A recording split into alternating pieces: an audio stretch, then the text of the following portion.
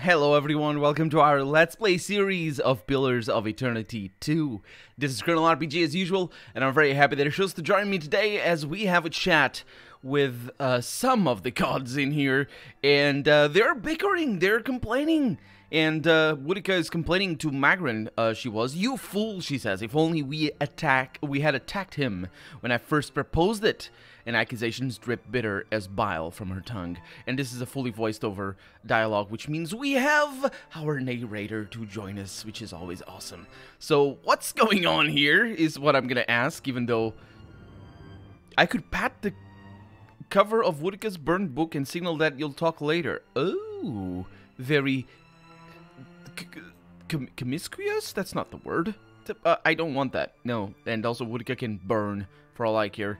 What's going on here? You have found us engaged in a spirited discussion. That better not be a pun. The pallid knight looks down at you, a frown etched deep in her otherwise statue-still features. I am afraid we are not at our best. The Watchers return. Perhaps we should hear what she has to say. Helia's birds chatter anxiously among themselves. Wal's many eyes alight on each god in turn. We make little enough progress on our own. Well, that's obvious, isn't it? Not for lack of trying. Feathers rise along the crest of Helia's head as she stares pointedly at Magrin. We try, but agreement eludes us. Andra's storm-dark eyes swivel to meet yours.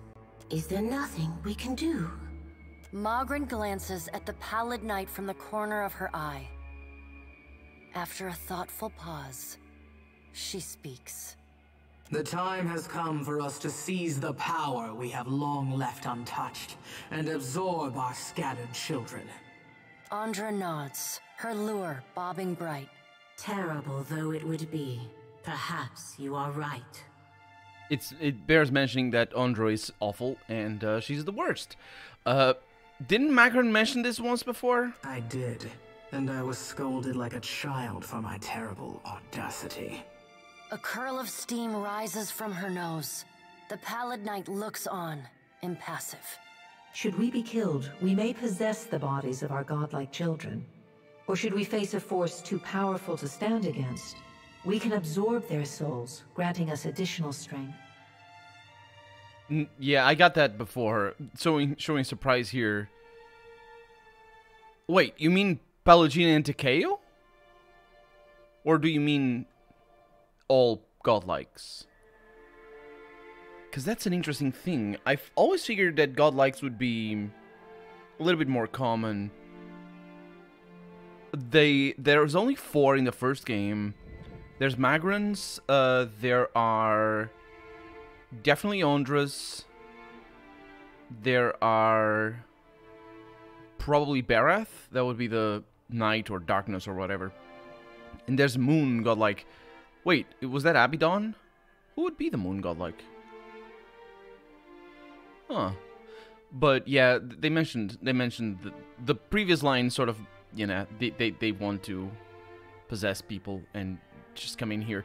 But more importantly, should we be killed, we may possess the bodies of our godlike children. What do you... What? What is that? Yes.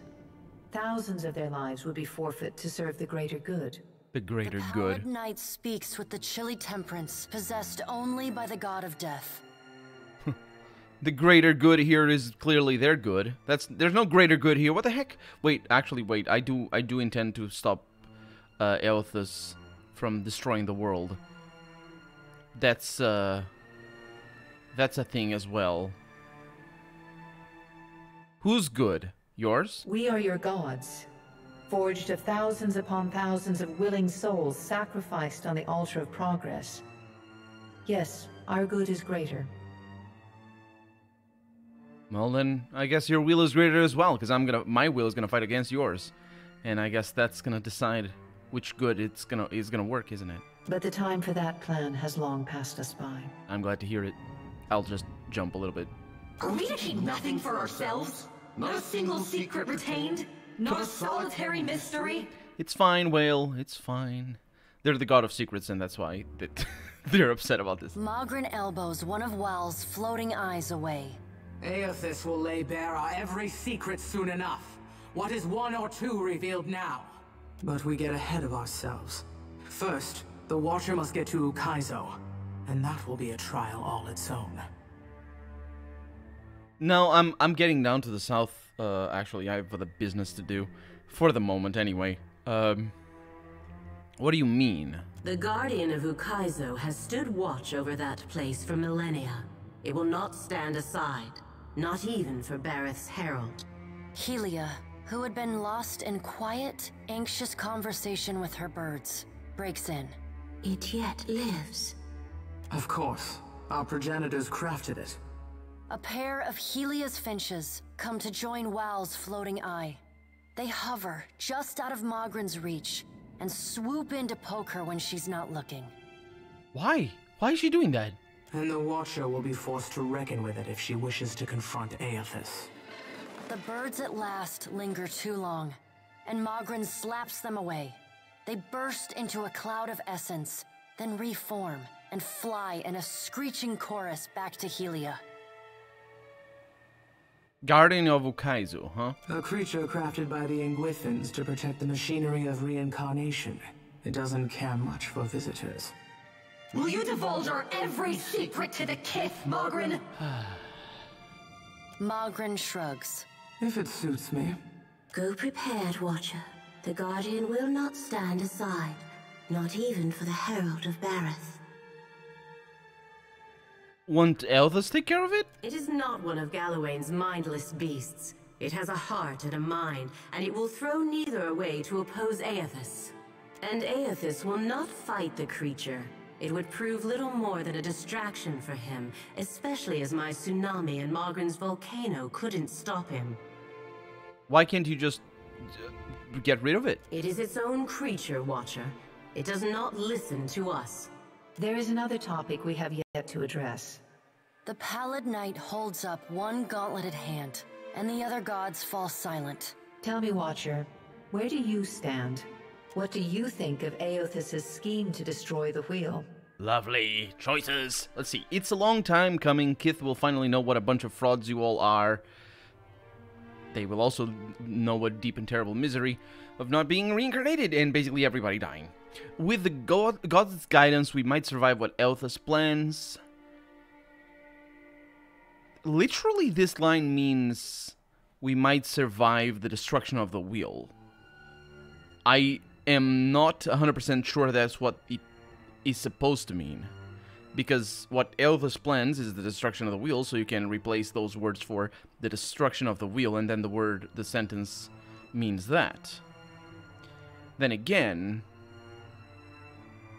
what Eothas really plans is to try to destroy the wheel. So if we survive Eothas' trying of the destruction of the wheel, then that might mean a different thing. We can no longer count on the gods for guidance. Kith will have to figure this out on our own. This doesn't feel like the act of a caring god to me. Eothas is going to destroy everything. Yeah, I'm gonna say that. I still don't understand what this all means. What will happen when Eothas destroy the wheel? I do understand that. I'm not gonna say it. I kind of wish I felt that this isn't a super important answer right now, that I could say that, but I think I'm gonna say this. Eothas is going to destroy everything. Finally, someone with a proper sense of urgency. Eothas loves the mortals more than any of us. He has always been their greatest champion. He believes Kith will rise to his challenge. I am not so sure, but I look forward to watching them try.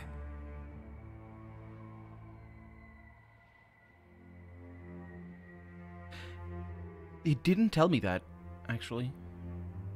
Did he tell me that? He super didn't tell me that. He means to destroy the wheel so that people figure things out on their own? No. That's never what he said. It better not be that, otherwise I'm gonna be really, really upset that I didn't understand that. But yeah. How did Eothas fool you all? You're the most powerful beings in Eora. He found our blind spot and exploited it admirably. By the time we even had a hint of what it was he intended, it was already too late to stop him. If we still had our bodies, we could oppose him. Wodika balls her bony hands into fists and glares long at Andra. Wodika, this is all your fault, you realize this. Like, all of your fault. No, it's not all of your fault. But she helps the Leaden Key. She is, well, not her alone, but she helped Magrin to destroy Waidwen, which in turn allowed Eothas to inhabit that big giant statue made for the prince that was supposed to come back to life. It's a whole story. I don't know if it was retconned, but either way, the statue that Eothas is possessing right now. Do not lay your blame on me. We set them aside after I killed Abaddon, it is true, but you did not fight the decision then. She turns her back on Wodika then, and looks instead to the Pallid Knight. I didn't know Abaddon was dead. Like Eothas is dead? I know he got a wound to the face. We see him, or his body anyway, in the expansion. Huh. That's confirmation then that he's supposed to be dead. The text is super not clear in the first game. So this is basically a revelation that he's dead. And she talks about it, I killed him. What if Eothas is right, and Kith succeed in rebuilding the wheel? If it's gonna be, why would you break it if you just want to rebuild it? It's built already.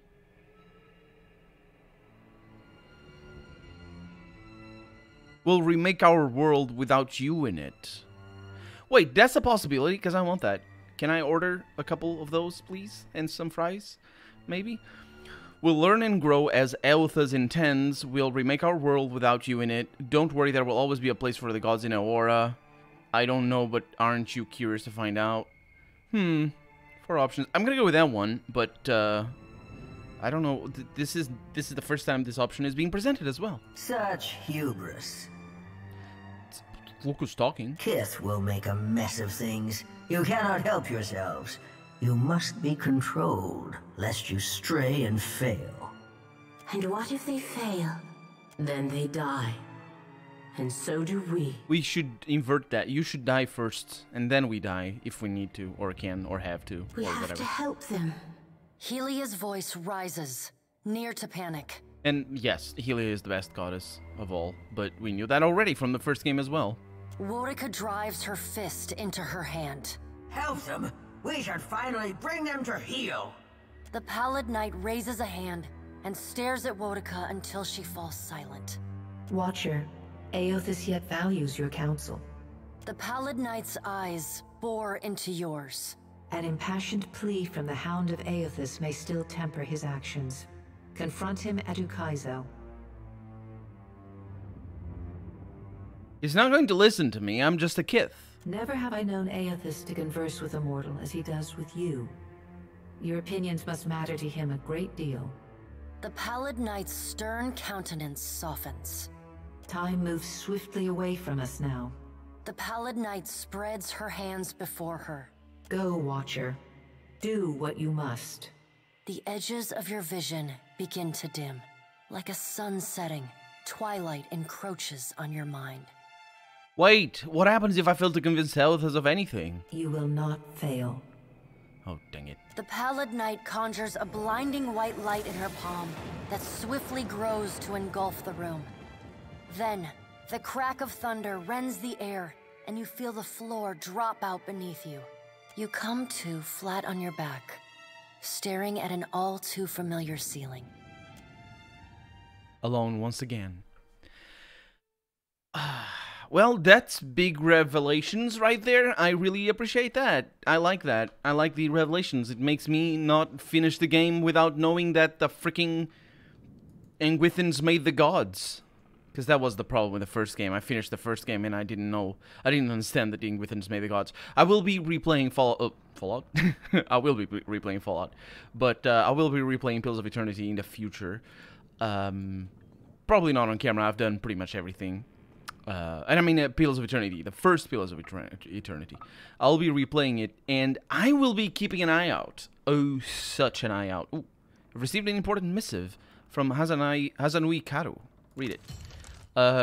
Yeah, so I will be keeping, because I want to see exactly what text shows, or says, rather, that the gods were made by the Eothas. Because if it's after, or specifically right after, I don't remember her name now. Sometimes I remember her name, but I don't remember all the time. The big hero from before that we talked to at the end of the first game.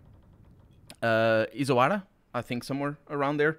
So if it's right after she says something around the lines of the gods aren't real, then I was already way too far into my own way of addressing the situation to understand what the heck that was even supposed to mean, which is kind of interesting, because that would, understanding at the time that she just meant that they were made, because I am more and more certain. I have been pretty certain, but there's always a sliver of doubt for everything. But I am pretty certain, and more that that's what they mean by the gods not being real. It's just they were made.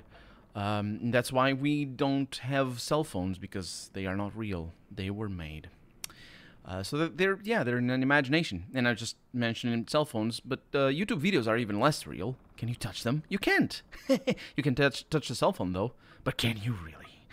Anyway, what do we have over here? Penumbra, I hope you have recovered from your ordeal at Magrin's Teeth. Come see me at Imperial Command in the Brass Citadel when you return to Nagataka. The way to Kaiser lies open before us, but I require your help with the final matter. In glory, Hazanui Karu. I will be doing that.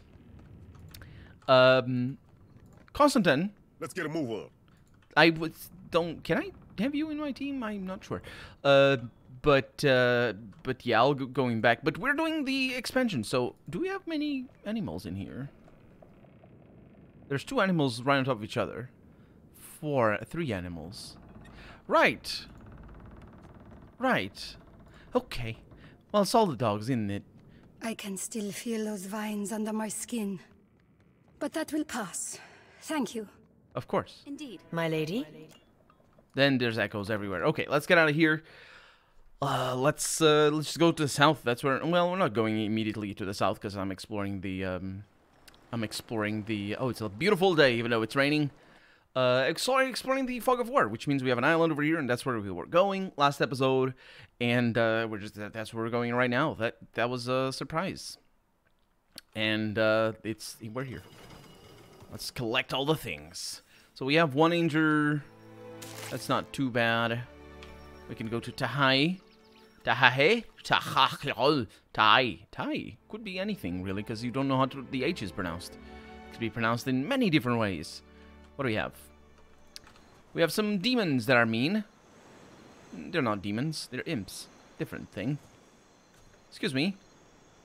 Hi. No, they're upset about us. Fortunately, this is an easy battle, which means that we do not need to worry about... Is your AI disabled somehow? Aggressive, yeah. Anyway, we don't need to worry about losing or I am stuck. Losing anything. But they are slow, so I'll just cast some things in here. Still got it. How about this one? And back here. How about this one? Heck yeah.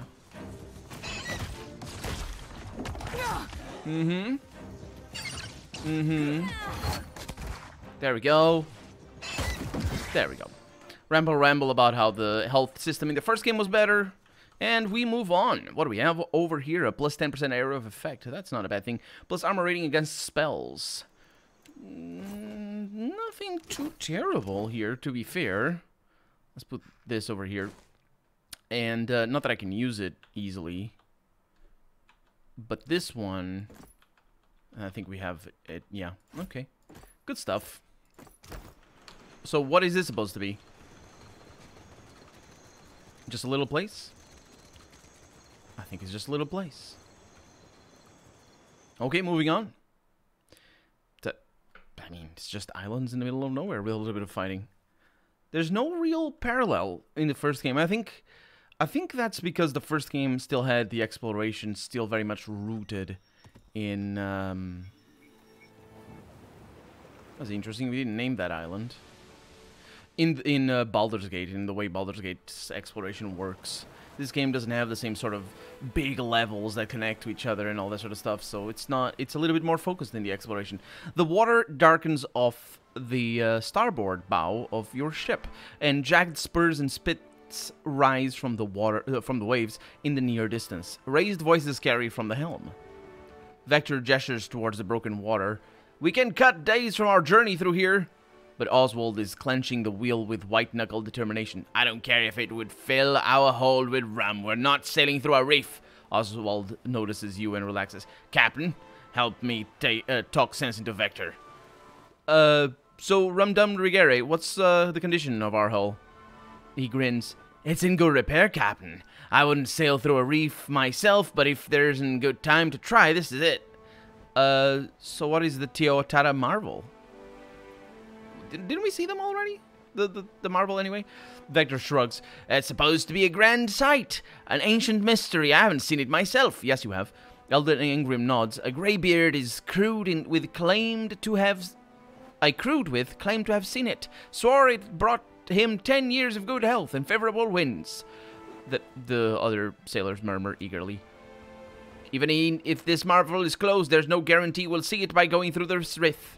Yeah, chart the course around the reef. I won't risk any damage to the ship. So that's what that is supposed to be. And it's interesting because I sort of... It's just interesting, isn't it?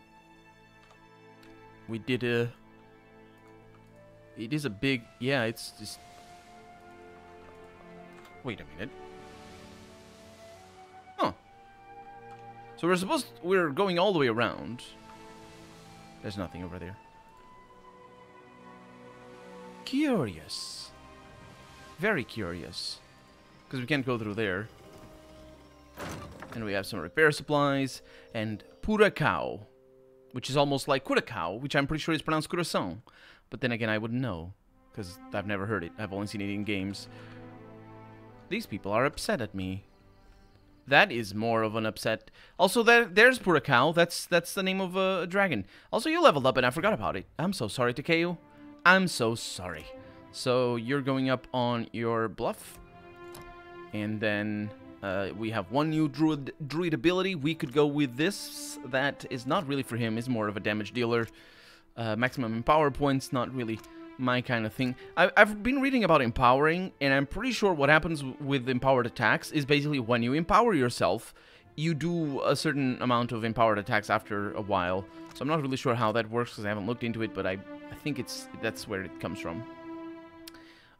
So what can I do? I would like lightning if I could. Can't do much. Target armor rating. That was a nice one, but I'm not gonna do it for him because I'm really trying to focus the style of combat for each character. These big balls are pretty nice. What is the damage output?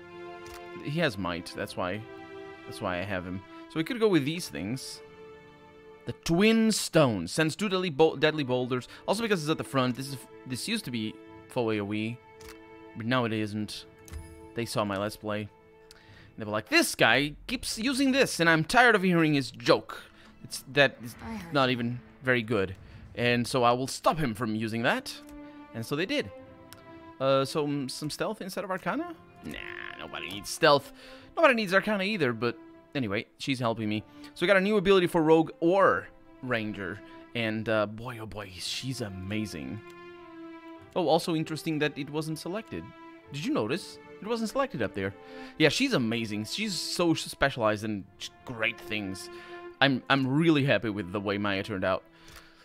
So what can I do? I have Play Dead, but that's a different thing. Wait a minute. That's for herself? No. The target, the Ranger's animal companion falls over and appears to be dead for a limited time. I am interested in that.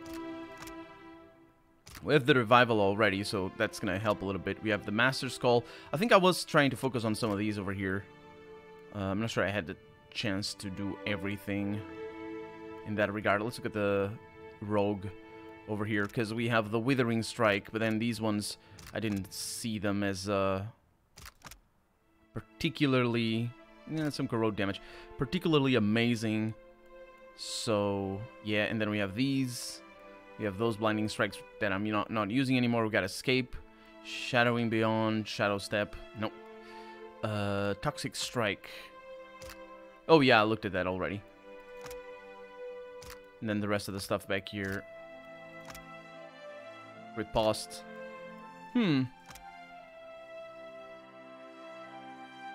That's Backstab, but I think it works only for melee. It sounds like it works only for melee. It certainly works for people who are close by. Marked for the Hunt. I'll go with this one. So basically, the Animal Companion deals additional damage for a short time after being revived, which is pretty nice. I also could go with that one.